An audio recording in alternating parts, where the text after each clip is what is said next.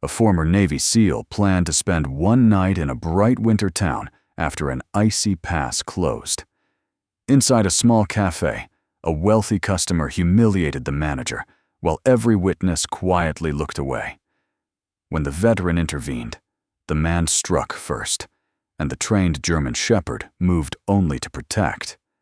But when police arrived, the loudest voices had already changed the story and turned the stranger into the threat. The road reopened the next morning, yet leaving would mean abandoning workers already paying for his decision to help. Would you protect your own freedom, or stay long enough for frightened people to find their voices?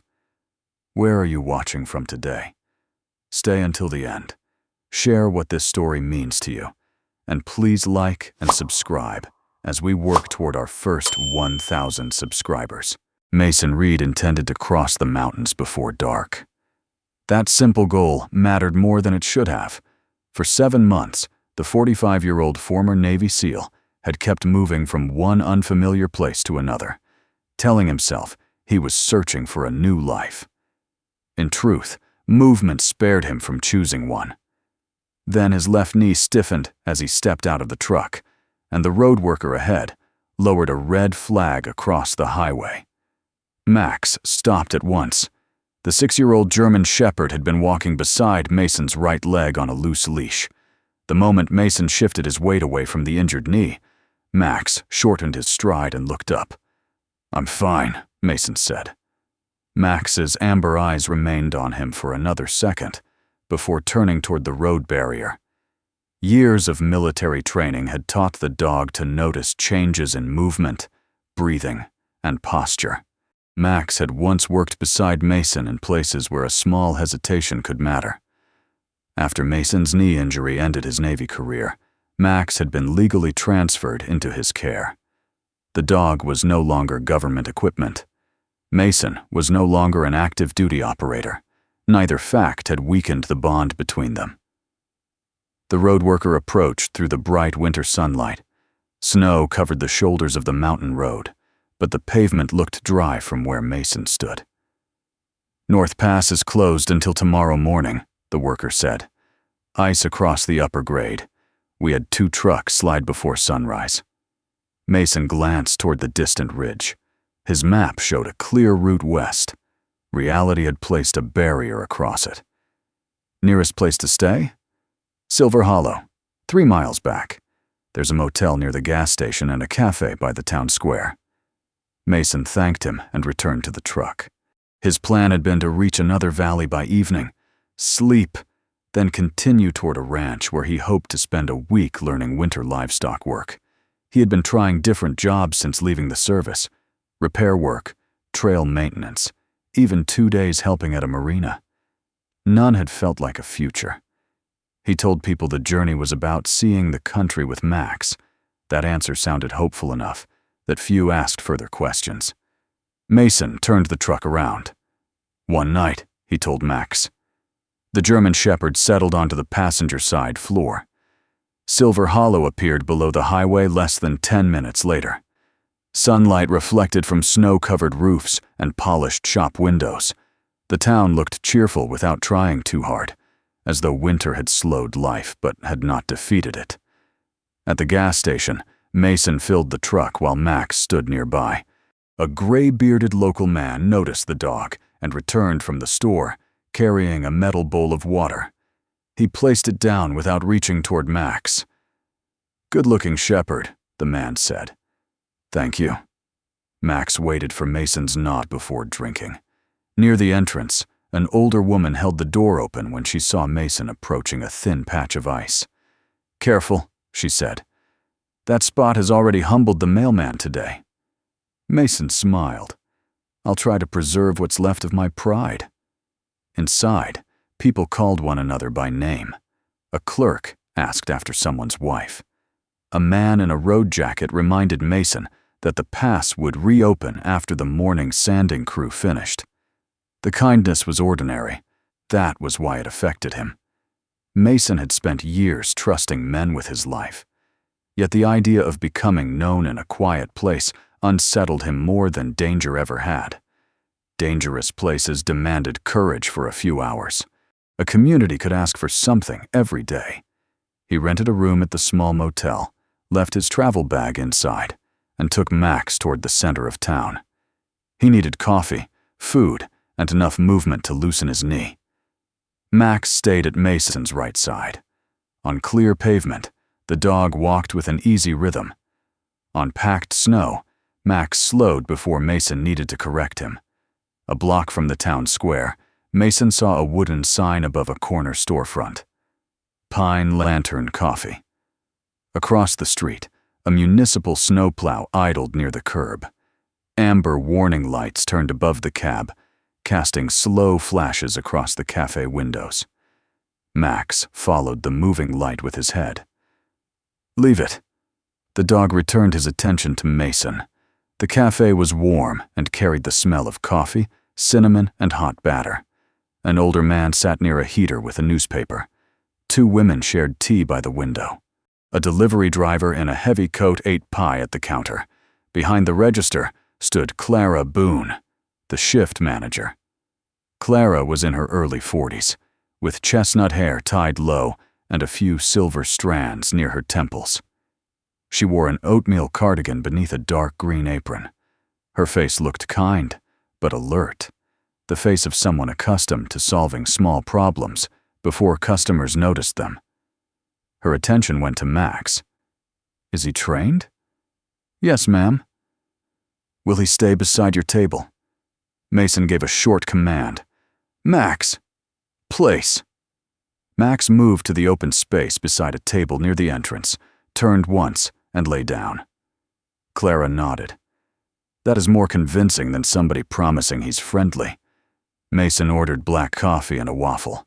As Clara poured the coffee, the delivery driver mentioned the name Harrow. "You hear whether they accepted the refund?" he asked. Clara's hand paused above the cup. The older man near the heater lowered his newspaper slightly. "No," Clara answered, "and I'd rather not discuss it." The driver immediately returned to his pie. Mason noticed the change. It was too small to call fear, but too sharp to ignore. Before he could consider it further, the front door opened. A tall man in a camel-colored overcoat entered with a woman wearing a wine-red coat and polished black boots. The man carried himself like someone accustomed to being recognized. His hair was carefully combed back, and an expensive metal watch showed beneath the sleeve of a cream sweater. The woman beside him had honey-blonde hair arranged in soft waves. Her gaze moved around the cafe before settling on Clara, checking who was watching. The few conversations in the room faded. Mason looked toward Max. The dog remained down, but both ears had turned toward the counter. "Good morning, Mr. Harrow," Clara said. Her voice was polite. Her shoulders had become rigid. Trent Harrow placed both hands on the counter. "Our catering order arrived late." "The East Road was closed by ice," Clara replied. "We refunded everything that could not be delivered." "You refunded food," Trent said. "You did not repair the embarrassment." Vanessa Harrow removed one glove, finger by finger. "We had guests waiting," she said. "People who matter to our family." "I'm sorry the weather disrupted your event."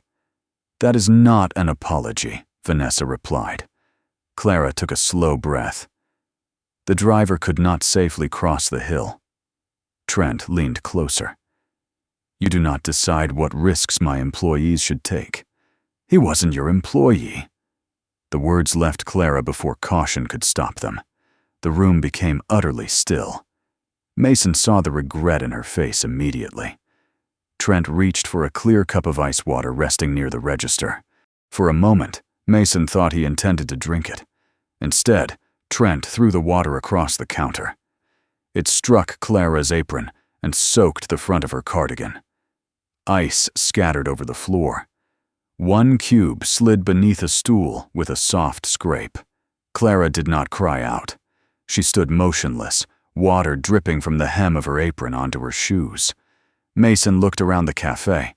The delivery driver stared down at his plate. The women near the window avoided the counter. The older man raised his newspaper again. though Mason could see the paper trembling slightly in his hands. Mason had entered the cafe planning to eat, rest his knee, and leave Silver Hollow the next morning. Standing up would change that.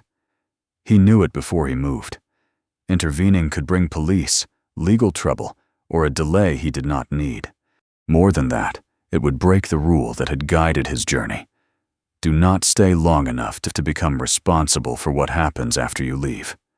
Clara reached for a towel with one shaking hand. Trent smiled, as though the silence had confirmed his authority. Mason rose.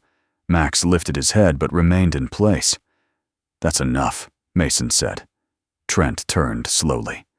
Mason kept his hands visible and his voice even. "Step away from the counter.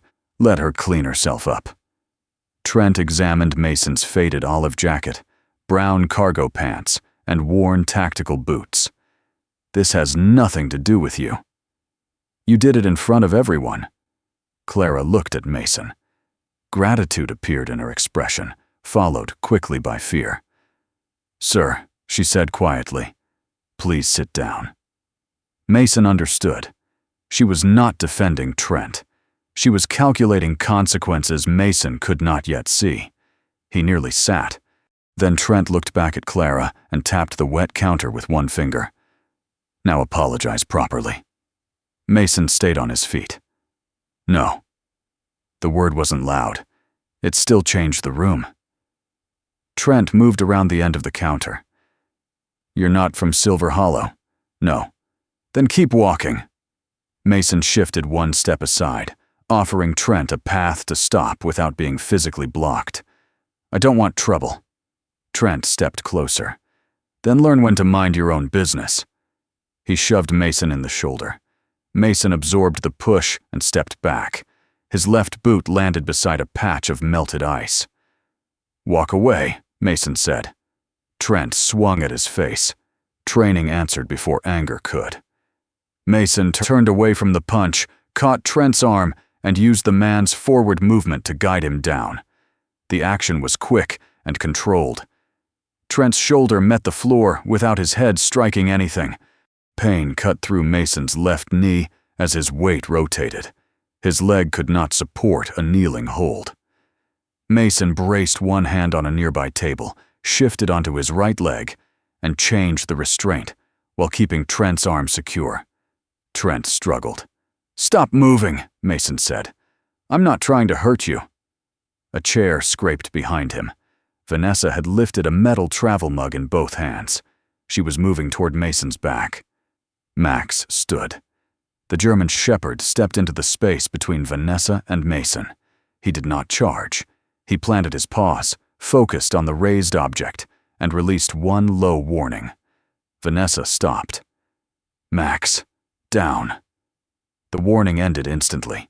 Max lowered himself to the floor, eyes still fixed on the metal mug. Vanessa dropped one hand and pulled out her phone with the other. Her expression changed before the emergency operator answered. The anger disappeared. Her voice became frightened and breathless. "A man and his attack dog just assaulted my husband," she said. "Send the police to Pine Lantern. Please hurry." Trent stopped struggling long enough to laugh. "You have no idea who my family is," he said from the floor. "We can make sure you never come back to this town." Mason looked at the customers. "You saw him strike first." No one answered. "You saw what he did to her." The delivery driver kept his eyes lowered. The newspaper remained raised. One woman near the window looked close to speaking, then glanced toward Clara and stopped. Clara clutched the towel against her wet cardigan. Her lips parted. Vanessa turned toward her. "We'll discuss the cafe's lease after the police finish here." Clara's eyes dropped to the floor. That single movement told Mason more than any explanation could have. The people in Pine Lantern were not confused about what they had seen. They were afraid of what telling the truth might cost. Red and blue light began moving across the front windows, mixing with the slow amber flashes from the snowplow across the street. Mason released Trent and stepped back. Two uniformed officers entered through the front door. Mason raised both hands where they could be seen. Max, stay. The German Shepherd remained flat against the floor. Vanessa rushed toward the officers, crying and pointing at Mason before either officer had asked a question. Minutes earlier, Mason had been a traveler passing through a town that seemed unusually kind. Now he was the stranger everyone could afford to sacrifice, and as every witness in Pine Lantern remained silent, Mason understood that the real danger in Silver Hollow was not one angry man. It was the fear that had taught an entire room to look away. "Keep your hands where I can see them." The command came from the first officer through the door. Mason Reed kept both hands raised. He stood several feet from Trent Harrow, who was pushing himself up from the cafe floor. Behind Mason, Max remained flat beside the table. "Max, stay," Mason said. The German Shepherd did not move. The officer approaching Mason was Nolan Briggs, a broad man in his mid-30s, with close-cut brown hair and a tense jaw. His right hand rested near the equipment on his belt. A second officer entered behind him. Leah Morgan was slightly older, with short black hair, visible beneath her winter cap. Her movements were slower and more deliberate. Instead of staring only at Mason, she looked across the entire room. The wet floor, the overturned chair, Clara's soaked clothing, and Max's position near the door. Vanessa Harrow rushed toward Briggs. "He attacked my husband," she cried. "Then that dog came after me." Briggs looked at Trent, whose cream sweater was marked from the floor. Then he looked at Mason, tall and broad-shouldered in an old field jacket, standing beside a large German Shepherd. No one else in the cafe spoke. The scene seemed to make its own accusation. "Sir, step away from the dog," Briggs ordered. Mason took one careful step to his left. "Max stays where he is." Briggs's eyes narrowed. "You don't give instructions here. I'm giving one to the dog. Then don't give any more unless I tell you." Mason nodded once. Arguing over tone would accomplish nothing. Trent had reached Vanessa's side. "He grabbed me by the throat," Trent said. "I told him to leave us alone and he threw me down." Mason looked at him. Trent's voice was steady now. The anger from moments earlier had been replaced by the practiced calm of a man who understood that confidence often passed for credibility. "That isn't what happened," Mason said. Briggs turned toward him. "You'll have your chance." Vanessa held one hand against Trent's arm. "We were discussing a business problem," she said. "This man started threatening us. His dog tried to bite me when I went to help my husband." Max was still lying down. His ears moved from voice to voice, but his body remained controlled. Mason spoke carefully. "Trent threw water on the cafe manager. I asked him to step away. He shoved me and swung first." Briggs glanced at Clara. Water still darkened the front of her cardigan. She stood behind the counter holding a towel in both hands. "Ma'am," Briggs said, "are you injured?" Clara looked at Vanessa before answering. "No." It was true, but it was not the whole truth. Mason saw Briggs take the answer as confirmation that nothing important had happened to her. "You need to speak with her separately," Mason said, "and separate those two before they coordinate anything else." Briggs turned sharply. "Are you telling me how to conduct an investigation?" "No. I'm asking you to preserve accurate statements." That sounds a lot like an instruction. Mason could feel the situation narrowing around him. Every sentence intended to clarify the facts was being heard as a challenge to authority. He lowered his voice. "Officer, everyone in this room saw what happened. Get their names before anyone leaves." The delivery driver shifted on his stool. One of the women near the window pulled on her gloves. Briggs looked around, but he did not ask for names. He returned his attention to Mason. "Do you have identification?" "My wallet is locked in my truck." "Convenient. The truck is parked at the motel lot 1 block east. Dark pickup. Mountain State plate. 74 Kilo Mike 2. My name is Mason Reed." "Any weapons in the vehicle?" "Yes. Secured and legally stored." Briggs's expression hardened further. Mason continued, before the officer could misunderstand the omission. I'm a former Navy SEAL. Max is a retired military working dog, transferred legally into my care. His records are with my identification. The statement had been meant to explain the dog's training and give Briggs a way to verify Mason's identity. Briggs heard something else. So, now you're telling me you're military. Former military? And you expect that to change what I'm looking at? No. It usually does when people bring it up this quickly. Mason stopped speaking. There were times when silence protected a man from making matters worse. This did not feel like one of those times, but continuing had already become useless. Leah Morgan moved a little closer to Max without entering the dog's reach. Mr. Reed, she said, is he trained to hold position under distraction? Yes. Will he remain there if another officer approaches you? He should, as long as nobody advances on him or handles me roughly. Briggs looked at her. Morgan, I'm assessing the dog. He's part of the assault. Leah's gaze stayed on Max. At the moment, he's down and responding to his handler. Briggs removed his handcuffs. Mason Reed, turn around and place your hands behind your back. You're being detained on suspicion of assault and disorderly conduct. Vanessa released a quiet sob of relief. Mason looked toward Clara. She met his eyes for less than a second. Shame crossed her face, but fear kept her behind the counter. Officer, Mason said, before you do this, check the water on the floor. Ask why her clothes are wet. Take the customers' names. Briggs stepped closer. You've had enough opportunities to control this scene. I'm trying to keep you from losing it. That was the wrong sentence. Mason knew it as soon as Briggs's face changed. Turn around. Mason obeyed. He moved slowly, keeping his shoulders relaxed so Max would read calm rather than threat. His left knee had begun to stiffen after the takedown, and the wet floor near the entrance made every step uncertain. Briggs took Mason's right wrist and pulled the arm behind him. Easy, Mason said. My left knee is injured. Briggs reached for the other arm. Mason's left boot slid across the water Trent had thrown. His knee folded.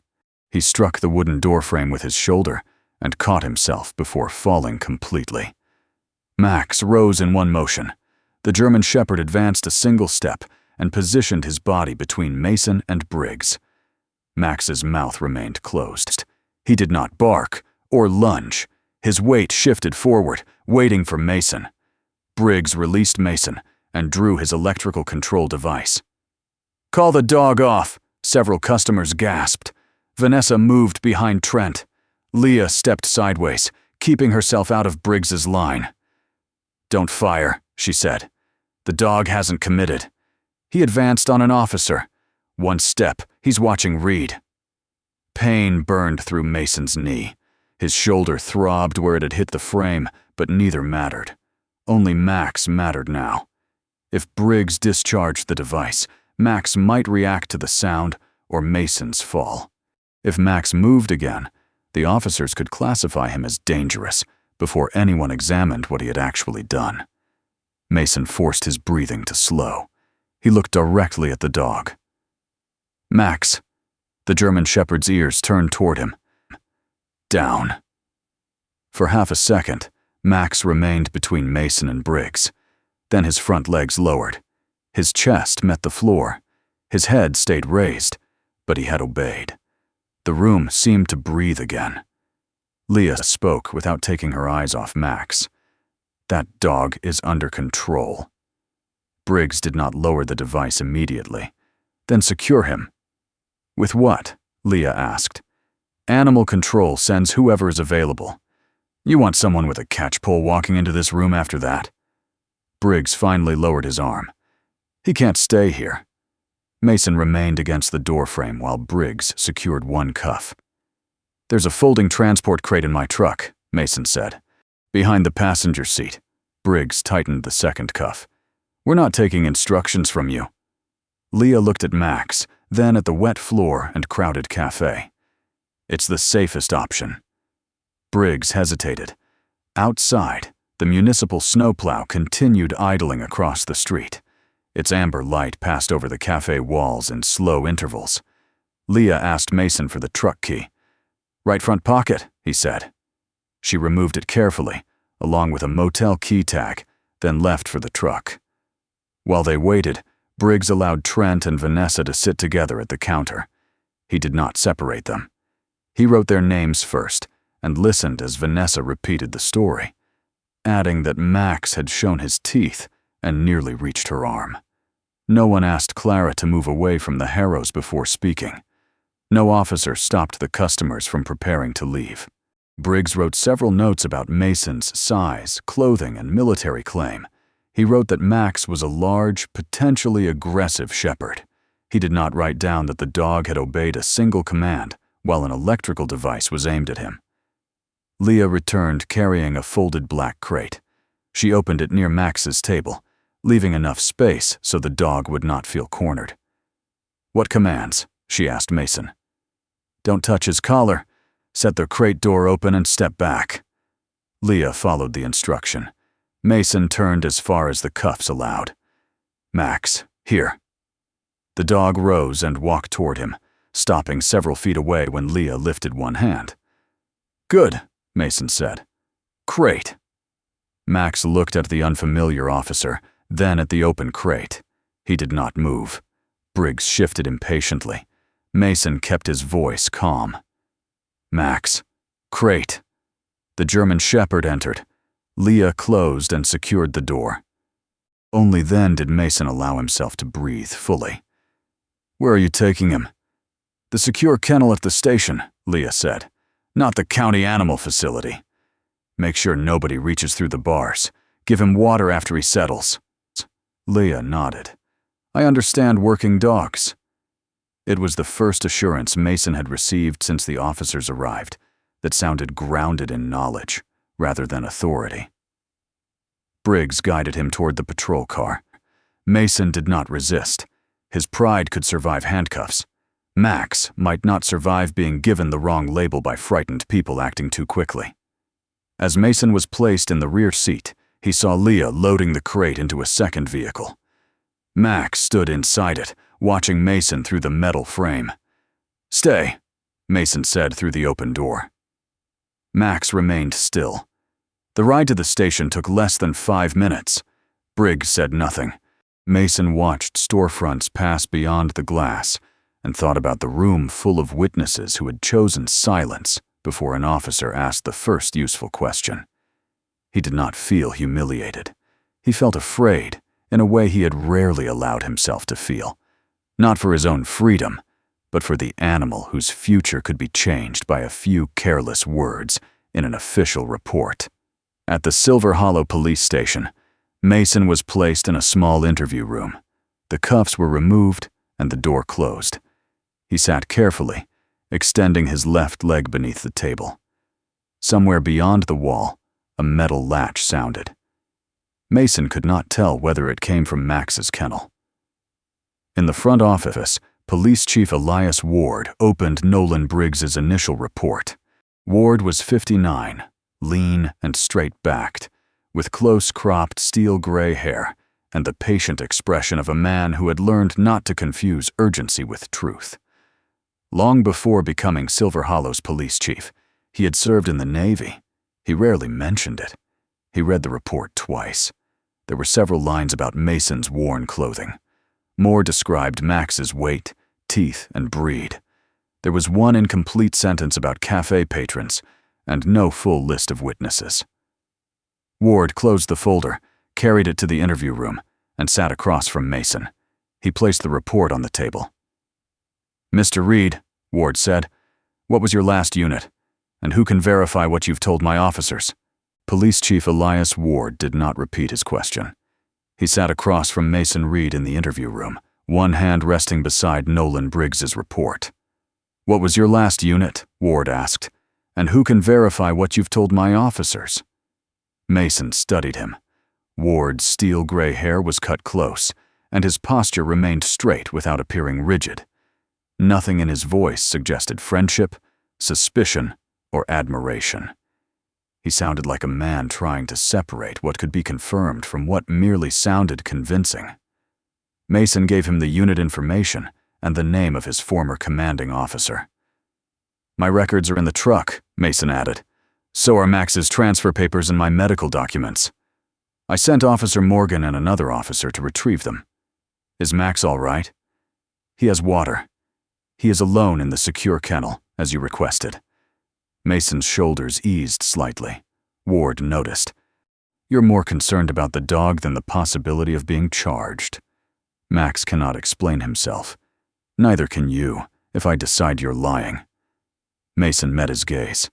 "Then verify everything." Ward leaned back. "I intend to." 20 minutes later, Leah Morgan returned with a sealed document pouch and Mason's wallet. She placed the items on the table and remained near the door while Ward examined them. The identification matched the name Mason had provided. His discharge papers confirmed his service. The medical record described lasting damage to the left knee and restrictions on running, sudden changes of direction, and prolonged kneeling. Ward looked up. "That explains why you changed position while holding Harrow." "It explains why I had to." "It does not prove why you put him on the floor." "No, sir." Ward opened Max's file. The transfer documents were complete. They identified Max as a retired military working dog, legally assigned to Mason after evaluation. Training notes described strong obedience, controlled defensive response, and the need for experienced handling under stress. Ward read several pages before closing the folder. "You understand these papers do not make the dog harmless. They prove he is trained. What he does still depends on the situation. And on you." "Yes." Ward picked up the phone. Mason listened while he placed a call to the number in the service record. It was late, but the former commander answered after the duty contact confirmed Ward's identity. Ward asked direct questions. Had Mason Reed served under him? Yes. Had Mason left because of disciplinary action? No. His departure had followed a service-related knee injury. How had Mason been evaluated regarding judgment and use of force? There was a pause before the answer came through the speaker. "Reed was one of the most disciplined men I commanded. He did not use more force than a situation required, and he did not lose control when provoked." Ward thanked the man and ended the call. Mason expected the chief's expression to soften. It did not. "That confirms your identity and professional record," Ward said. "It tells me how you behaved in the service. It does not tell me what happened inside Pine Lantern." "I know." "Good. Some people hear praise from a commander and think the investigation is over. I didn't ask for an exemption. No. But being heard is not the same as being believed without proof." The words were not hostile. Mason respected them more because of that. Ward carried the files into the station's small review room. Mason remained seated, while Leah stood outside the open interview room door. Through the hallway, he heard the click of a kennel latch. Max gave one short movement against the metal enclosure, then settled. "He knows you're here," Leah said. "He knows my voice. He also knows you told him to stay." Mason looked toward the sound. That command was for the café. Dogs like Max do not always separate moments as neatly as people do. For the first time since his arrest, Leah's voice held something close to sympathy. Ward returned nearly an hour later with a laptop under one arm. He placed it on the table and turned the screen toward Mason. "I reviewed the body camera recordings from both officers." The first video showed Briggs entering Pine Lantern. Vanessa was already speaking. Trent stood beside her. Mason had his hands raised, and Max lay beside the table near the door. The audio captured Mason ordering Max to stay. It also captured him asking Briggs to separate the Harrows, question Clara, and record the customers' names. Ward paused the video. "You were correct about the procedure," he said. Mason waited. "You were also repeating instructions to an officer who already believed you were trying to control the scene. That does not make the instructions wrong. No, it made them easier for Briggs to misunderstand. Ward resumed the recording. Trent and Vanessa repeatedly interrupted one another. Vanessa answered a question Briggs had directed to Trent. Trent described Mason grabbing his throat, but the camera showed no visible marks consistent with a prolonged hold. That did not prove Trent had not been restrained. It did make the wording of his claim questionable. Then came the moment Mason slipped. The recording showed his boot slide across the wet floor. His shoulder struck the frame. Max rose, advanced one step, and stopped between Mason and Briggs. The dog's mouth remained closed. Mason's command followed. Max went down. Ward watched the sequence twice. Officer Morgan assessed the dog correctly, he said. Briggs reacted to what he believed might happen. He nearly created the thing he was afraid of. Yes. Ward did not defend the mistake. He also did not turn Briggs into a villain for making it. Next, Ward played the emergency call. Vanessa's voice came through the speaker, frightened and urgent. "He's letting the dog attack us. The dog is coming at me now." Ward stopped the audio. "At the time my officers entered," he said. Max was already lying down. He had never attacked her. The camera begins when officers arrive. It does not show what happened before that. Mason's frustration rose, but he kept his voice steady. "What does it show?" "It shows your cooperation. It shows the dog's obedience. It shows the heroes talking over one another. It shows my officer making decisions before collecting enough information." Ward closed the laptop. "It does not show Trent throwing water. It does not show the first shove or the first punch. It does not establish the entire event." "Then speak to Clara." "I will." She was afraid to talk while they were there. I noticed. Ward folded his hands. "There's not enough at this point to hold you tonight. There is also not enough to declare the matter closed. You have not been charged by a prosecutor. The incident remains an open investigation." Mason breathed out slowly. "Am I free to leave?" "You will be released. I want you to avoid Trent and Vanessa Harrow. Do not contact them. Approach their home or business, or attempt to settle this yourself. I have no interest in them." Ward's expression suggested that interest could develop quickly when injustice became personal. "I am also reviewing Briggs's handling of the scene," he said. "That review will be separate from the assault investigation." "What about Max?" "I verified the transfer record. I also watched him obey you in a room filled with noise and confusion. Officer Morgan will return him to you." Ward stood. "There is something else you should know." Mason waited. "I served in the teams many years ago." It was the first time Ward had mentioned it. Mason glanced at the chief's posture, then at the old scar near his right thumb. The details made sense now. "You could have said that earlier." "I did not want you to mistake shared history for evidence." Mason nodded. "Fair enough." Ward opened the door. "Get some rest. The pass is expected to open in the morning." Max came down the hallway with Leah holding the leash. The German Shepherd walked quickly but did not pull. When Leah handed the lead to Mason, Max pressed his shoulder once against Mason's right leg. It lasted only a second. That quiet contact said what the dog could not. "You are here. I am here. We are moving again." By 8 the next morning, the road crews had opened the North Pass. Mason packed his bag, loaded the folding crate, and checked the tires. The plan was simple again. Buy supplies, drive west before noon, and leave Silver Hollow behind. He found one black glove missing. After searching the motel room and truck, he remembered placing it on the table at Pine Lantern. Mason told himself he was returning only for the glove. Max watched from the passenger side as Mason closed the truck door. "All right," Mason said, "and to check on Clara." The Pine Lantern was open, but the morning warmth felt thinner than before.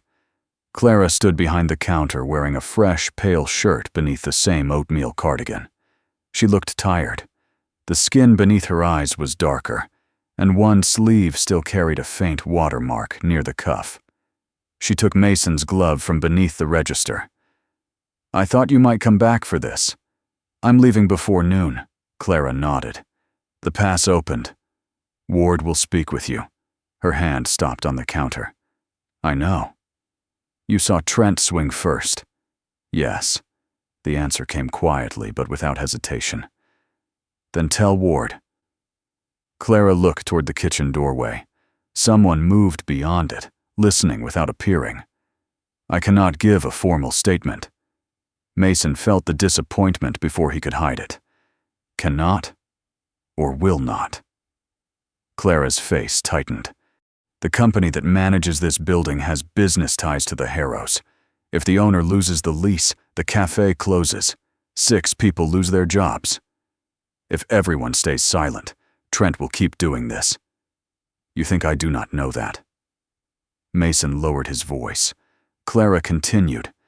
You can drive out of Silver Hollow in 10 minutes. You will remember this as the day a frightened town failed you. She pressed both palms against the counter. I have to live with what happens after you leave. The words reached deeper than accusation. Mason had judged the silence in the cafe as a failure of courage. He had not considered that courage looked different when rent, food, children, and employment stood on the other side of it. A printer sounded in the small office behind Clara. The cafe owner emerged, holding a single page. His face had gone pale. Clara. She read the notice. The property management company was demanding an immediate written explanation for what it called a serious safety incident. The message questioned whether Pine Lantern could continue operating responsibly under the current lease. It did not mention Trent throwing water. It mentioned allowing a dangerous confrontation to occur on the premises. Clara folded the page once. They sent this before breakfast. Mason looked at the timestamp. It had been sent less than an hour after his release. His intervention had lasted only minutes. The consequences had already found Clara. Later, Mason found her sitting on the back step of the cafe. She was wiping dried water stains from her brown work shoes with a damp cloth. Max lay several feet away. The dog did not approach her. He rested with his head raised, close enough to remain present, but far enough not to demand anything. Clara looked at him. Does he always wait like that? When he is unsure whether someone wants company. After a moment, Clara extended her hand. Max rose, walked over slowly, and placed his head beneath her palm. Her fingers rested between his ears. This is not the first time the Harrows made someone choose between dignity and a paycheck, she said. Mason stood beside the truck. The road west opened beyond the rooftops. His bag was packed. Max's papers were secure. Nothing legal required him to remain in Silver Hollow. Leaving would be easy. It was what Mason had trained himself to do whenever a place began asking more from him than he had planned to give. He looked at Clara, then at Max. The dog lifted his head from her hand and waited. Mason took the motel key from his pocket. I'm going to keep the room a few more nights. Clara looked up. Why? Not to investigate. Not to confront anyone. He glanced at the management notice folded beside her. But I stood up in your cafe. I'm not leaving you alone with the cost of it. For the first time that morning, Clara did not look afraid or ashamed. She simply looked tired enough to believe him. The pass was open. Mason stayed.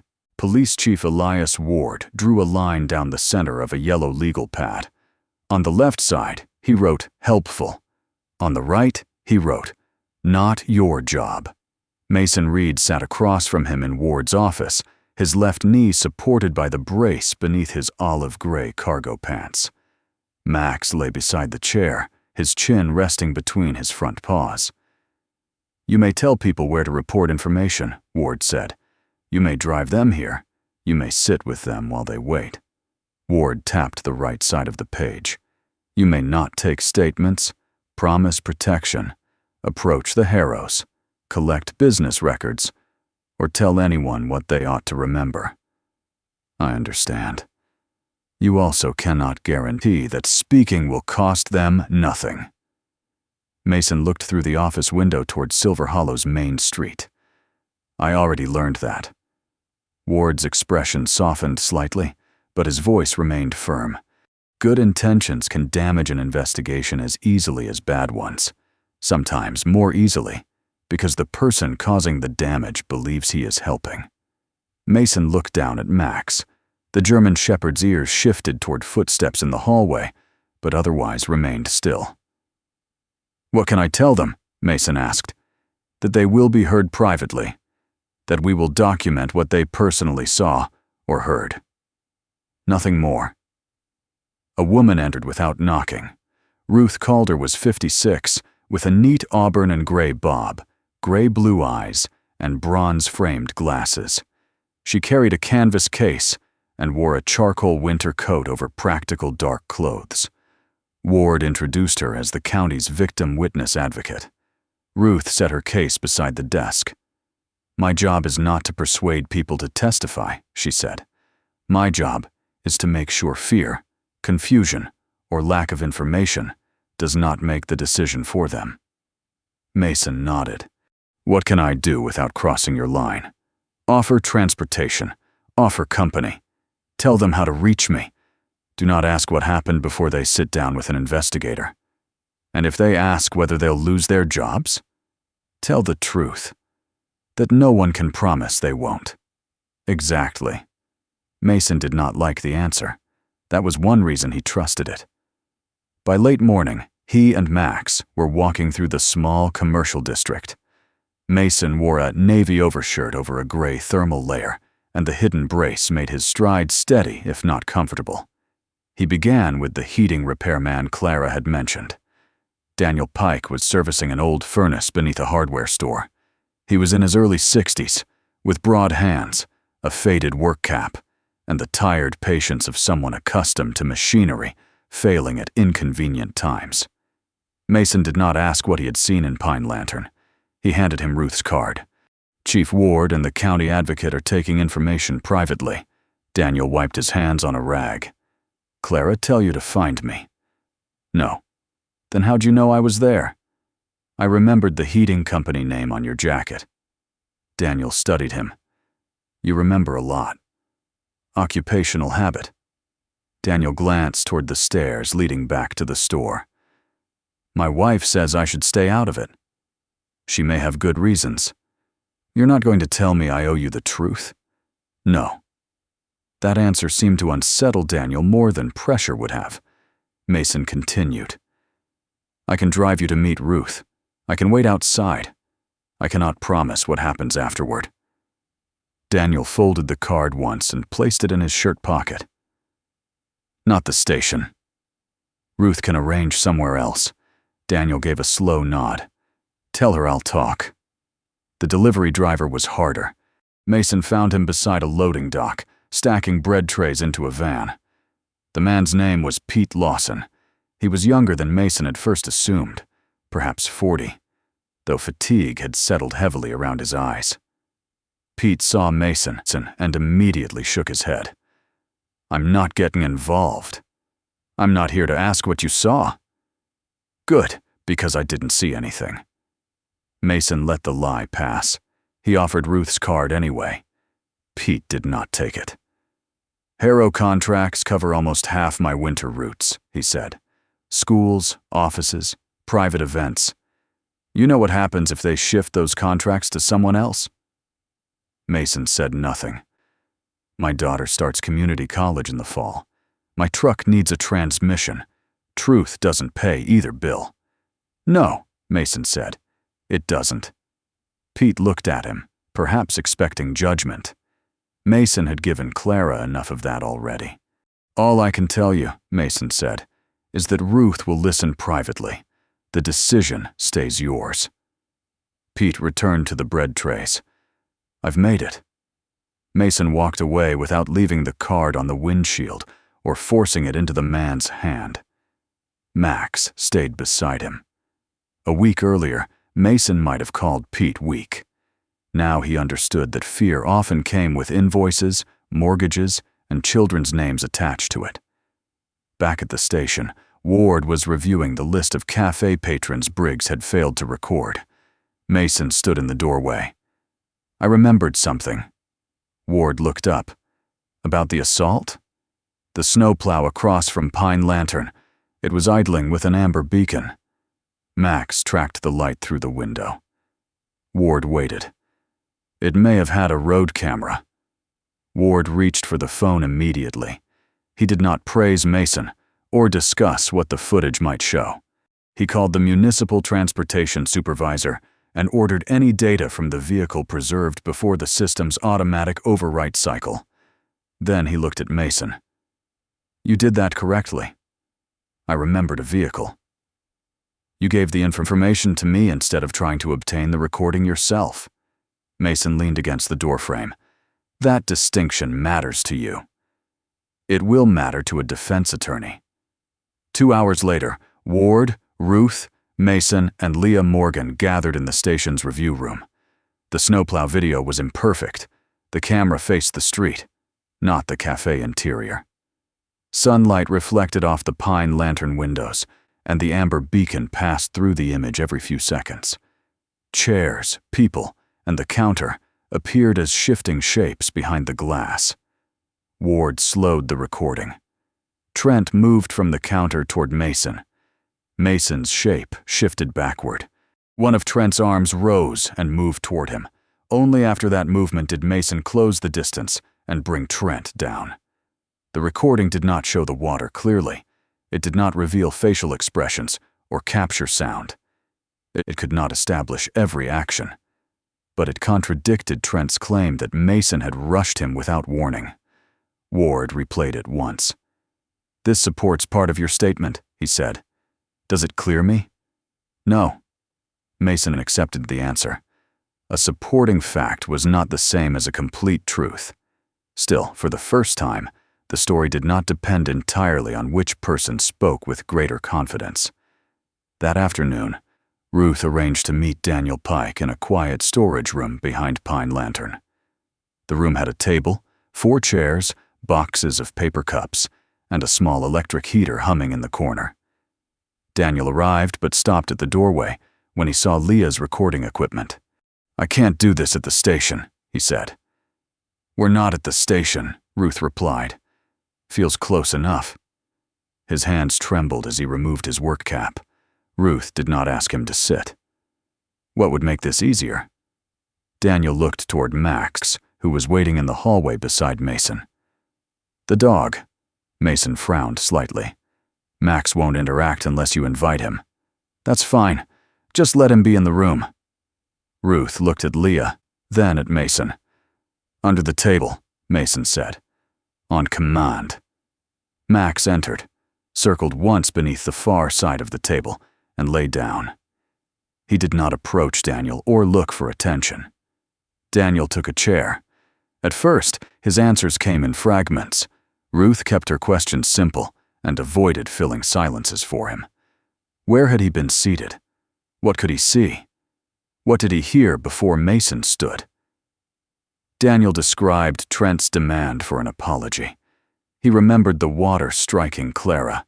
He remembered Mason asking Trent to step back. He remembered Trent moving first.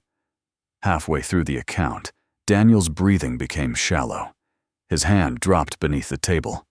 Max did not move until Daniel's fingers touched the side of his neck. Then the dog shifted his head closer and remained still. Daniel closed his eyes for a moment. When he continued, his voice was steadier. Max had not given him courage. The dog had simply provided something solid in a room where speaking felt dangerous. The choice remained Daniel's. By early evening, Ruth had taken a second independent statement from the older man, who had hidden behind his newspaper during the confrontation. The accounts differed in small, natural ways. One remembered Trent's exact words. The other remembered the sound of ice striking the floor. Both agreed on the order that mattered. Trent humiliated Clara. Mason intervened verbally. Trent moved against Mason first. Clara waited until the cafe closed before sitting with Ruth. She kept her work apron folded across her lap. Ruth explained the process, what could become part of an official file, and what the law could not promise. "You may face economic pressure," Ruth said. "We can document it. We cannot guarantee it will stop immediately." Clara looked toward Mason. He stood near the back wall rather than beside the table. "What do you think I should do?" she asked. A day earlier, he would have answered without hesitation. Now he said, "It has to be your decision." Clara looked down at the apron. "If I speak, the cafe may suffer." "Yes. If I stay silent, maybe this passes." "Maybe." She looked toward the kitchen, where younger employees had already gone home. "Or next time he chooses someone who has even less room to fight back." No one answered for her. Clara lifted her head. "I want to make a formal complaint about the water and the threats." Ruth opened a new form. Mason did not feel victorious. He felt humbled. Clara had not borrowed his courage. She had measured the cost and chosen for herself. That evening, Ward had the snowplow recording, 2 independent witness statements, and Clara's complaint. The truth was still incomplete, but it had begun to take shape through separate voices rather than one powerful person speaking for everyone. Mason was preparing to leave Pine Lantern when Clara's phone vibrated on the counter. She listened to the voicemail once. The color left her face. "Don't delete it," Mason said. Clara handed the phone to Ruth. Vanessa's voice was calm and almost friendly. "I heard you've decided to make this more difficult than it needs to be. Withdraw your statement before tomorrow morning. Otherwise, Pine Lantern may not have any reason to exist after winter." The message ended. There was no direct threat of physical harm, no raised voice, no explicit order from Trent, only a consequence placed carefully beside a demand. Ruth forwarded the recording through the county's evidence process, while Ward documented the time and source. Clara watched them work. Yesterday, fear had made her lower her eyes. Tonight, she had preserved the message and handed it over. Ward looked at Mason. "This is no longer only about what happened during the confrontation." Mason glanced toward Clara, then at the phone sealed inside an evidence pouch. The truth had finally found a shape. Now someone was trying to press it back into silence. By the third morning, the pressure on Pine Lantern no longer arrived as a raised voice. It came in envelopes. Clara Boone stood behind the cafe counter with 3 sheets of paper spread beside the register. One was a formal warning from the property management company. Another came from an attorney representing the Harrow family. The third was a printed screenshot from a local community page. Mason Reed read them without touching anything. The lease warning accused Pine Lantern of failing to maintain a safe environment. The attorney's letter demanded that Clara stop making what it called damaging public statements about Trent and Vanessa Harrow. Clara had made no public statement. She had spoken only to Ruth Calder and the police. The online post described Mason as an unstable former serviceman who had brought a dangerous dog into a family cafe. It did not mention Trent throwing water. It did not mention Max obeying every command. It referred twice to the Harrow Company's donations to winter programs in Silver Hollow. Mason felt anger rise slowly, which made it more dangerous than anger that came fast. "They're building a version people can repeat," he said. Clara folded the attorney's letter along its existing crease. "They don't need everyone to believe it. They only need enough people to become uncertain." A delivery van stopped outside. Pete Lawson entered carrying 2 bread trays. He set them down, avoided Mason's eyes, and asked Clara to sign a receipt. "That's all?" Clara asked. Pete nodded. "This used to be the Monday and Thursday route." "Not anymore." "What happened?" "My company reassigned Thursday to another supplier." Clara understood before he said more. Pete's winter income had begun shrinking less than 2 days after he refused to speak with investigators. He glanced toward Mason. "I told you I couldn't get involved." "You didn't," Mason said. That apparently wasn't enough. Pete took the signed receipt and left. No one in the cafe tried to stop him. The door closed, and Clara stared at the bread trays, as though they had become evidence of something larger than breakfast. Ruth arrived an hour later. She carried a folder filled with copies of the lease notice, the attorney's letter, the voicemail transcript, and the timestamp from the management company. "Keep the originals," she told Clara. "Do not write on them. Do not answer the attorney without legal advice." "Can they stop me from speaking to police?" "They can demand many things in a letter. That does not mean every demand is enforceable." Ruth spoke carefully, giving Clara information without offering false comfort. "The important question is whether you want to continue cooperating." Clara did not answer. At the station, Ward received another change. The older man who had described the sound of ice striking the cafe floor withdrew his willingness to provide further information. He did not deny his original statement. He simply said he could not risk being called into court. Daniel Pike, the heating repairman, remained willing to cooperate, but asked Ward not to use his name publicly unless it became necessary. "My wife is frightened," Daniel explained over the phone. "We service buildings connected to Harrow contracts. I'm not changing what I said. I'm asking you not to make me the face of it." Ward agreed to follow lawful confidentiality procedures, but refused to promise Daniel's name would never be disclosed. After the call, Mason stood near Ward's desk, arms folded. "They're squeezing one person at a time." Ward looked up from the evidence log. "Yes. And we're recording it while they keep going. We're preserving what can be proved. That isn't stopping them." "No." Mason turned toward the door. "I'll go to their office." Ward's chair moved back sharply. "You will do no such thing." "I'm not going to threaten anyone." "You are angry, 6'2", former military, and already accused of assault. I can have a conversation. The Harrows would photograph you entering their property before you reached the front desk." Mason stopped. Ward came around the desk. "They want a picture of an unstable veteran applying pressure to local businesses. You show up angry, and you hand them exactly what they need. So I stand here while Clara loses her job? You respect the fact that this is not yours to control." Mason's jaw tightened. "That is easy to say from behind a badge." Ward absorbed the insult without raising his voice. "And it is easy for you to confuse action with usefulness."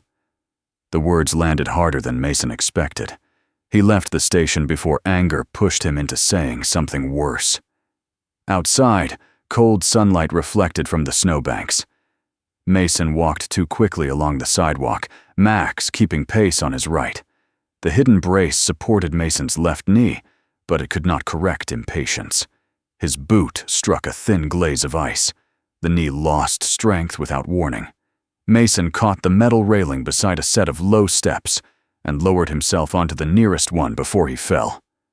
Pain traveled through the joint in a hard, familiar wave. Max moved close and stood between Mason and the sidewalk. The German Shepherd watched passing feet and gave people enough room to move around them. He did not pull Mason's coat, offer a paw, or behave as though he understood the argument at the station. He simply held position. Mason rested both hands on the railing and slowed his breathing. Years earlier, he had trusted his body to answer when he demanded more from it.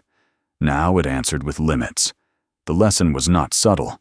He could not carry every fight by moving faster, standing taller, or applying more force of will. "Good place," Mason said quietly. Max remained beside him until the pain eased. When Mason returned to Pine Lantern, Clara was in the back room with the lease warning on the table. "I may withdraw the complaint," she said. Mason sat across from her. He kept his left leg extended. Clara looked surprised by his silence. "You're not going to argue?" "No. You stayed because I filed it." I stayed because my decision in your cafe helped bring this pressure to your door. That sounds like the same thing. It isn't. Mason looked at the folded letter. You do not owe me courage. If you withdraw, I will not call it betrayal. Clara studied him as though she had prepared to defend herself and no longer knew where to direct the defense. Then why are you still here? The pass has been open for 2 days. I know. You could leave before lunch. None of this is your town. Mason glanced through the back window. Max lay outside the door, watching the alley. For a long time, I thought leaving before I needed anyone was freedom. Clara waited. It meant no one could disappoint me. It also meant I never had to watch someone pay a price I could not fix. His hand rested near the edge of the table. I'm beginning to think that wasn't freedom. It was a way to avoid feeling helpless. Clara's expression softened, though the fear remained. You can't fix this for us. I know. It was the first time he had said those words without treating them as defeat. Clara looked down at the complaint form. If I continue, the next step has to belong to the people who live here. Mason nodded. No speeches from you. No walking into businesses and asking people to stand up. Agreed. No making this about what happened to a Navy SEAL. It was never supposed to be. Clara placed the complaint back in Ruth's folder. I'm not withdrawing it. That evening, Ruth met with a small group in the community room behind the public library. Mason drove Clara there, then took a chair along the wall instead of joining the table. The group included 2 shop owners, Pete Lawson, Daniel Pike, a hotel employee, and a woman who handled invoices for a local maintenance company. Not everyone had witnessed the incident at Pine Lantern. Some had received letters, lost contracts, or been warned not to discuss the Harrows. Ruth began with rules. Do not tell another person's story, she said. Do not repeat rumors. Do not add details because they sound likely. She placed several evidence envelopes on the table. Preserve contracts, emails, letters, voice messages, and direct communications. Keep original dates and timestamps. Do not contact the Harrows to provoke a response. Do not coordinate memories. One shop owner raised his hand. What if what happened to me has nothing to do with Mason? Then say exactly that, Ruth replied. A past business dispute is not automatically evidence of pressure in this case. The invoice clerk described an email warning her company that future work depended on maintaining a cooperative relationship with Harrow management. A hotel employee remembered being told not to rent meeting space to a labor group that had criticized one of the companies. Pete said very little. When his turn came, he placed a route reassignment notice on the table. This arrived after the cafe incident, he said.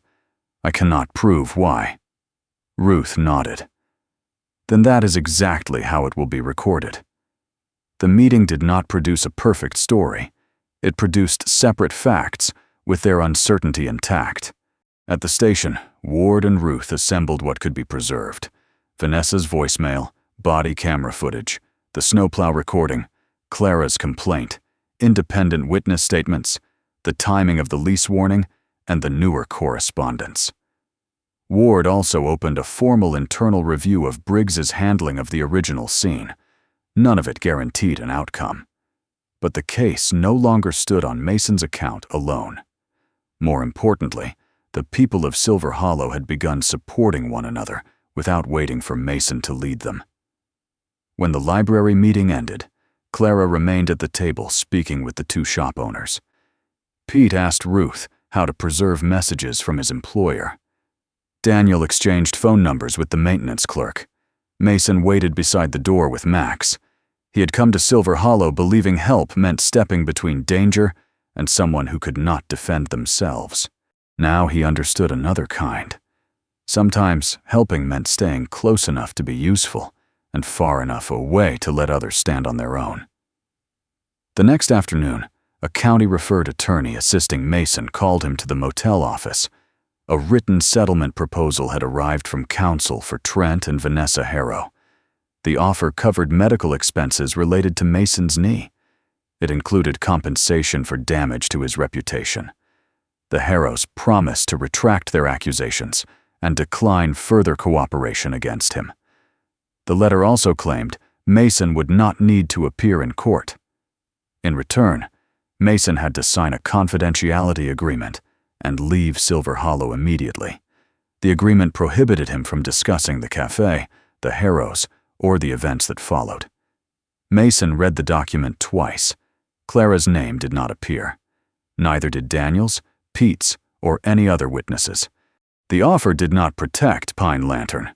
It did not withdraw the lease warning. It did not address Vanessa's voicemail or the pressure placed on local workers. It offered Mason a clean exit while leaving everyone else exactly where they were.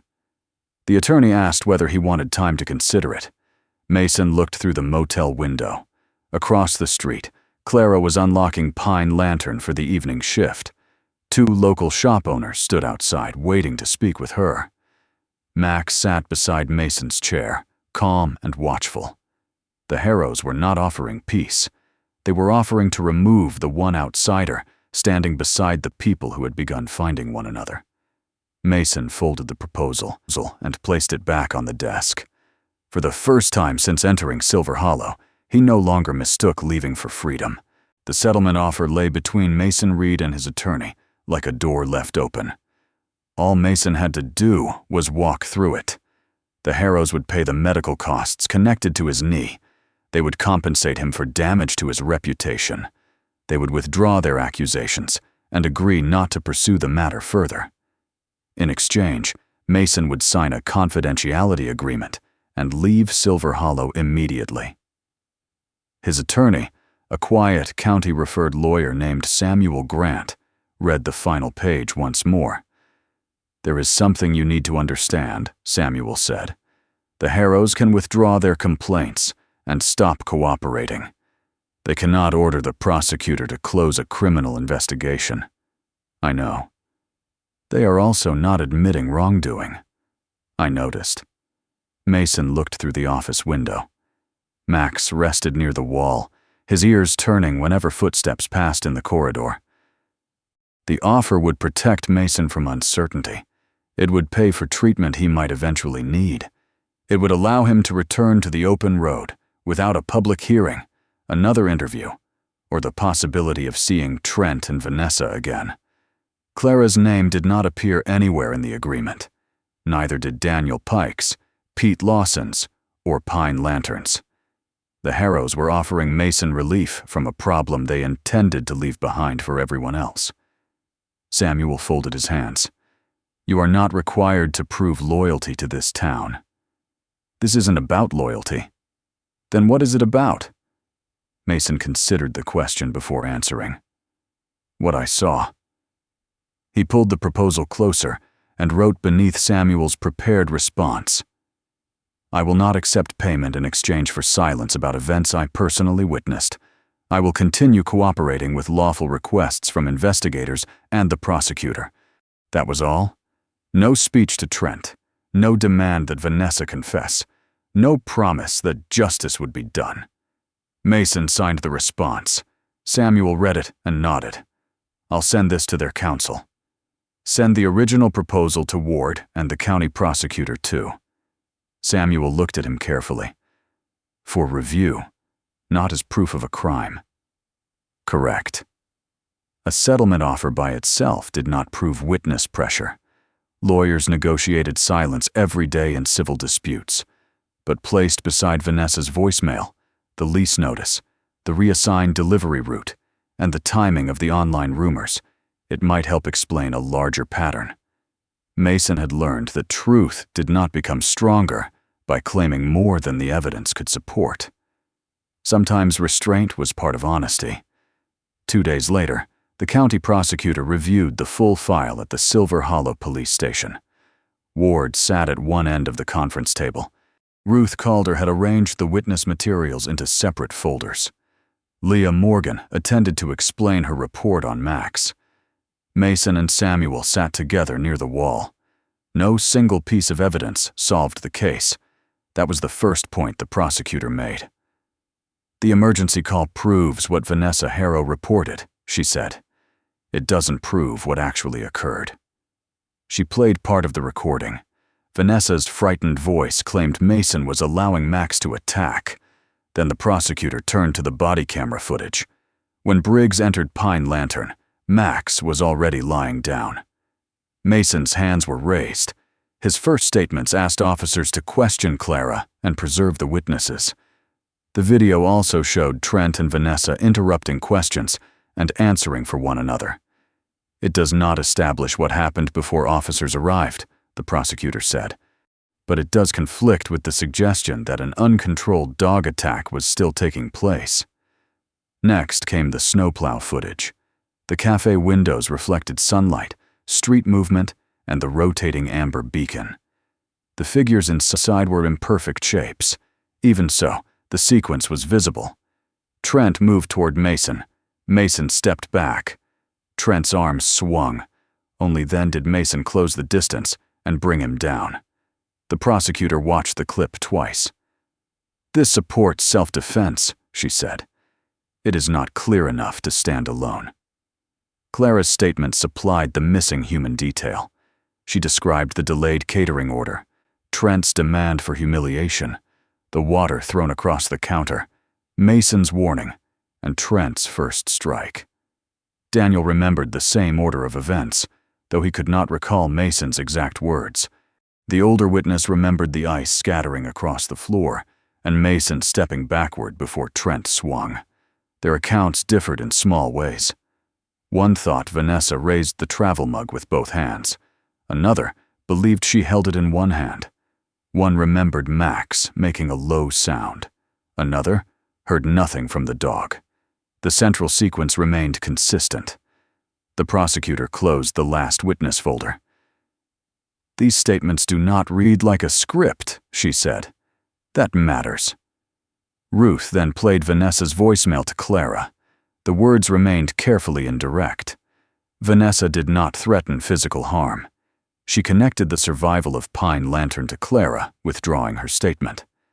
The property company had sent its lease warning shortly after Clara began cooperating. Pete's route changed after investigators started contacting witnesses. Online posts repeated language similar to the Harrow's attorney letter. Any one of those events might have had an innocent explanation.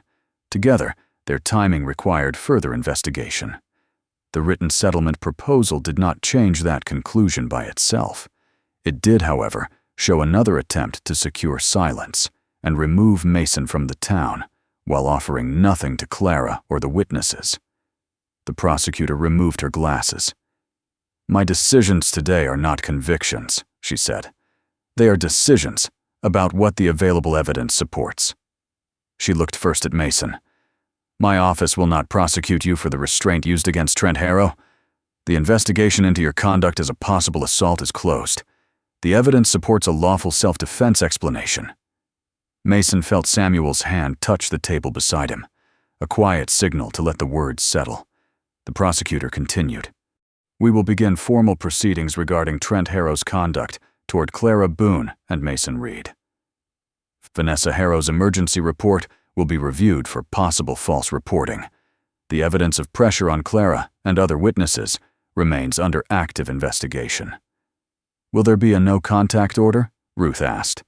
"We will request temporary restrictions while the court considers the matter." The prosecutor looked around the room.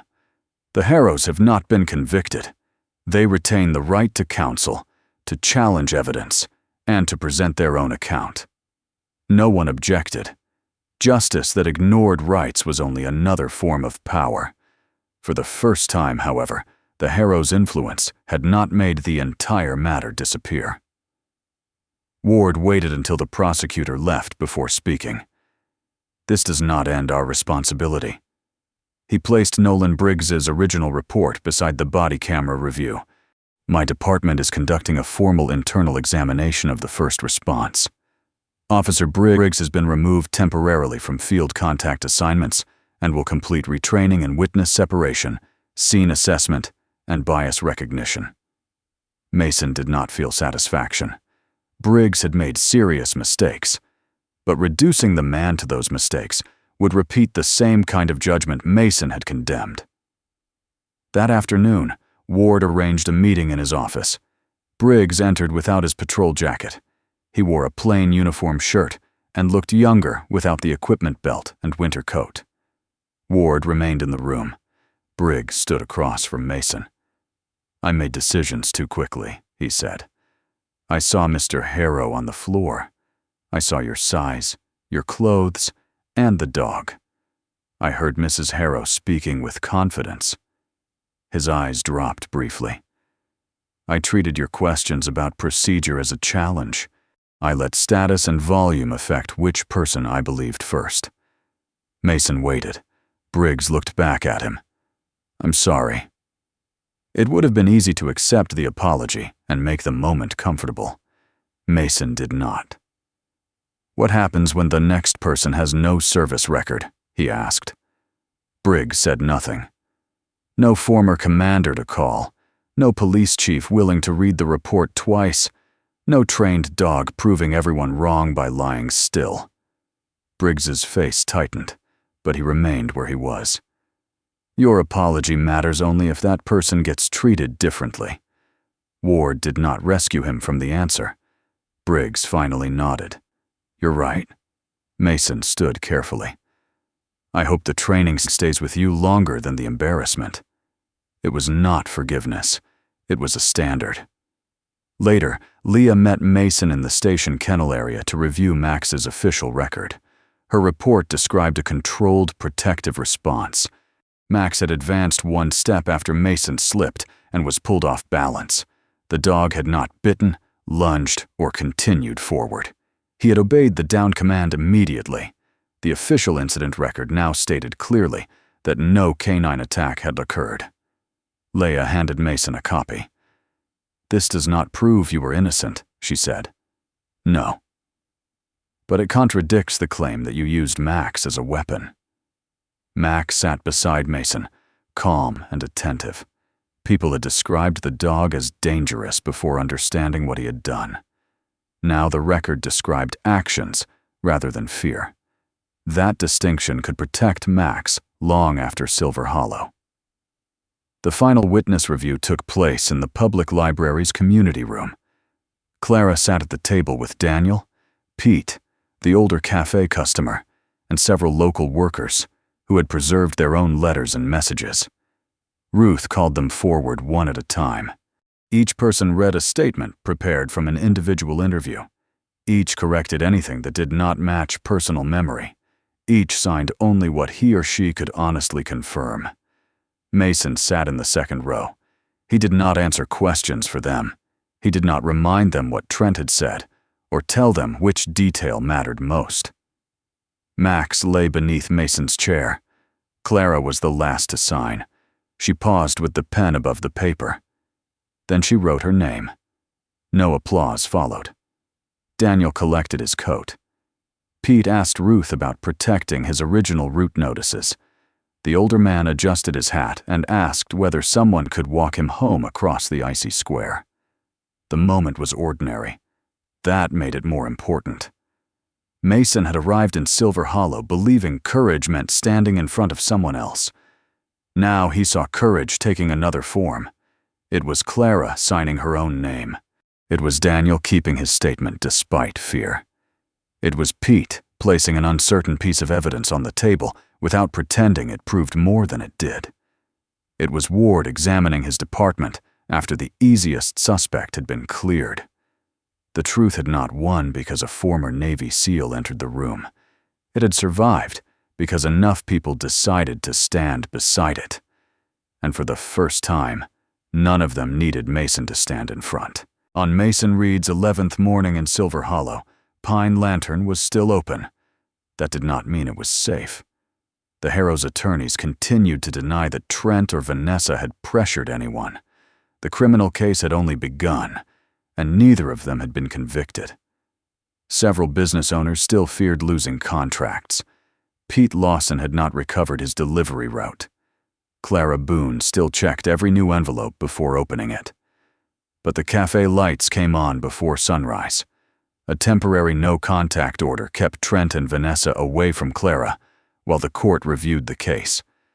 The property management company could not immediately terminate Pine Lantern's lease while the dispute and possible retaliation were being examined. Another building owner had quietly offered to discuss a backup space if the café was forced to move. The town council had also begun reviewing municipal contracts connected to Harrow companies. No contract had been canceled.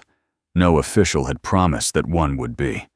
The review simply meant the agreements would no longer continue without questions. Most important, Silver Hollow's business owners had formed a small support group. They shared attorney contacts, preserved notices, and informed one another when pressure appeared. None of it was a victory that fit neatly into a newspaper headline. It was only the beginning of people refusing to be isolated. Mason stood near the Pine Lantern counter, while Clara prepared coffee for the morning crowd. He wore a green and brown flannel shirt, dark jeans, and the brown boots that had carried him across too many towns to count. His travel bag was packed at the motel. The truck was fueled. The road west had been open for more than a week. Clara placed a cup in front of him. "You've checked your tires 3 times, she said. "Twice." "Max watched you do it 3 times.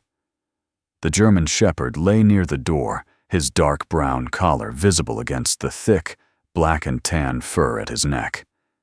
Mason looked at him. Max did not defend either version. Clara leaned against the counter. "So you're really leaving tomorrow?" "That's the plan." "Does the plan include where you're going?" "West." "That is a direction. It's a start." 11 days earlier, not knowing the final destination had felt like proof that Mason's life lacked shape. Now the uncertainty felt different. It no longer meant he had failed to replace the identity he had lost when his knee injury ended his Navy career. It meant he had room to choose. That evening, Silver Hollow held its annual Winter Lights Festival. Strings of small bulbs crossed the town square. Children carried paper lanterns between snowbanks, and older couples stood near outdoor heaters drinking cider. Someone played familiar hymns and winter songs on a battered upright piano that had been rolled beneath the covered pavilion. There were no speeches about courage. No one introduced Mason to a crowd. He walked beside Max through the square while people greeted them by name. On the first day, several café customers had watched Max as if one wrong movement might confirm every fear Vanessa had described. Now Daniel Pike asked Mason's permission before running one hand along the dog's back. Pete Lawson scratched Max lightly beneath the collar. The older witness, who had once hidden behind his newspaper, touched 2 fingers to Max's shoulder and said, "Good dog." Max accepted each greeting calmly. He did not lean into every hand or become suddenly friendly with strangers. He watched Mason, responded to permission, and moved on when Mason did. The change belonged as much to the people as it did to the dog. After the festival, a group gathered in the community hall for a shared meal. No banner announced Mason's farewell. There was no stage, and no medal waiting beneath a cloth. Someone brought a large metal container of hot coffee. Clara carried 2 trays of pies from Pine Lantern. Daniel's wife brought stew. Pete placed a sealed bag of dog treats near Max's water bowl. A retired schoolteacher gave Mason a folded wool blanket for the truck. A local mechanic handed him a paper map marked with several western roads. "Better views than the highway," the mechanic said. "Not faster. I'm starting to understand those aren't always the same thing." Mason placed the map beside the blanket. The gifts were simple enough to use and small enough to carry. That made them harder to dismiss. Near the far wall, Officer Nolan Briggs arrived carrying a stack of folding chairs. Conversation thinned. Some people nodded to him. Others looked away. Daniel's wife moved closer to her husband. Ward did not ask anyone to welcome Briggs. Briggs did not attempt another public apology. He placed the chairs where they were needed, helped an older woman move a table, and collected several empty boxes near the kitchen. When his work was finished, he paused beside Mason. "I'm back in training Monday," Briggs said. Mason nodded. Good. I know that doesn't settle anything. No. Briggs accepted the answer. He said goodnight to Ward and left the hall without asking the room to make him feel forgiven. Mason watched the door close behind him. Responsibility was not a single apology. It was returning to the place where a mistake had happened, knowing people remembered, and choosing better actions anyway. Ward joined Mason near the coffee table. You handled yourself well in Pine Lantern, the police chief said, and at the station. I questioned your officer's procedure while he was trying to arrest me. You were not perfect. Glad we agree. Ward almost smiled. You kept control when losing it would have cost you and Max. That deserves respect. Mason looked across the hall. Clara was helping Pete compare 2 legal resource lists. Ruth Calder stood nearby, but allowed them to work through the information themselves. Daniel was showing another shop owner how he had stored copies of important emails. They would have gotten here without me, Mason said. Maybe. Ward followed his gaze. But the more important thing is that you learned when to stop trying to carry them. Mason considered that. As a Navy SEAL, stepping forward had often been part of the job. Someone had to enter first, make the decision, and accept the risk. Silver Hollow had taught him a different discipline.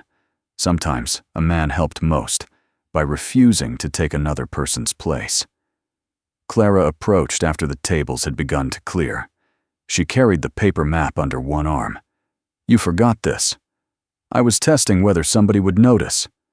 You have been here 11 days, and you still lie badly. Mason took the map.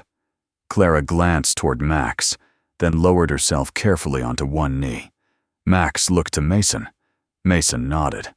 The dog walked to Clara and placed his head against her knee, just as he had on the back step of Pine Lantern, when she first chose to speak honestly about the Harrows. Clara rested one hand along his neck. I owe you an apology, Mason said. For what? For deciding your silence meant you didn't care. Clara looked up at him. You were angry. I was wrong. She stood, keeping one hand on Max's shoulder. You listened after that. Not everyone does. I nearly made things worse more than once. Yes. Mason raised an eyebrow. You are not getting a heroic version of yourself from me, she said. Fair enough. Clara's expression softened. You did not save Silver Hollow, Mason. I know. You reminded some of us that being afraid did not mean we had to be alone. Then you stayed long enough to understand why we were afraid. Her voice lowered. That mattered more. Mason looked around the hall. Nothing was settled. Pine Lantern could still move or close. Witnesses could still face pressure. A court could reject parts of the case. The Harrows could defend themselves successfully against some allegations. Yet the people in the room now had one another's phone numbers. They knew where to find Ruth. They knew Ward would document complaints. They knew that one lost contract no longer had to remain a private warning to everyone else. Silver Hollow had not become fearless. It had stopped being afraid alone. The next morning, Mason carried his bag to the truck. Ward and Clara waited near the curb outside Pine Lantern. The sky was clear, and sunlight stretched across the snow-covered roofs. Mason opened the passenger door. Max jumped into the truck, turned once, and settled onto the seat. Before Mason closed the door, the German Shepherd lifted his head and looked back toward the café, the community hall, and the short main street.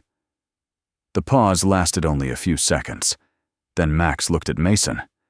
A dog did not need to understand leases, court filings, or the meaning of belonging. Max recognized places through routines, voices, scents, and people who had become familiar. That was enough. Ward offered Mason his hand. Do you know what comes next? No. Does that bother you? Not the way it used to. Clara folded her arms against the cold. Are you still trying different work? Yes. And still pretending that counts as a plan? Probably. Mason rested one hand on the open truck door. I don't know where I'll live. I don't know what work will last. But I don't think purpose is always one great assignment waiting at the end of the road. Ward listened without interrupting. Sometimes it is stopping long enough to hear somebody. Sometimes it is respecting a line you want to cross. Sometimes it is helping people see they do not have to face the cost alone. Clara smiled. That sounds almost hopeful. I'm trying something new. Mason climbed into the truck and pulled away from the curb. At the edge of Silver Hollow, he stopped beside the town sign. A small notebook rested in the center console. Mason had used it throughout the journey to record mileage, fuel costs, repair shops, and the names of towns he had passed through. Most entries contained only dates and practical notes. He opened to the page marked Silver Hollow. Beneath the date, he wrote, "A place worth returning to. Not because they needed me, but because I learned how to need others." Mason closed the notebook. He did not promise to return in spring. He did not decide that Silver Hollow would become his permanent home. He did not turn the road ahead into another mission meant to prove his value. He placed one hand on Max's shoulder. The German shepherd leaned briefly into the contact. Ahead of them, the winter road shone beneath the morning sun. Mason shifted the truck into gear and continued west. This time, leaving did not mean escaping the people who had come to matter. It meant carrying what they had taught him into whatever came next. Sometimes courage is not charging forward or having all the answers. Sometimes it is choosing not to look away, then staying long enough to listen before deciding what someone else should do. Mason could not fix every problem in Silver Hollow. What he could do was stand beside people until they were ready to stand for themselves. Perhaps that is one of the quiet ways God works in our lives, not always through great miracles, but through one person who refuses to let another face fear alone. When someone near you is struggling, you may not be able to remove the cost, but your patience, honesty, and presence may be the small grace that helps them take the next step. What did Mason's choice mean to you? Please share your thoughts in the comments and subscribe for more stories of loyalty, courage, and second chances. May God give you wisdom to know when to step forward, when to listen, and when simply to stay.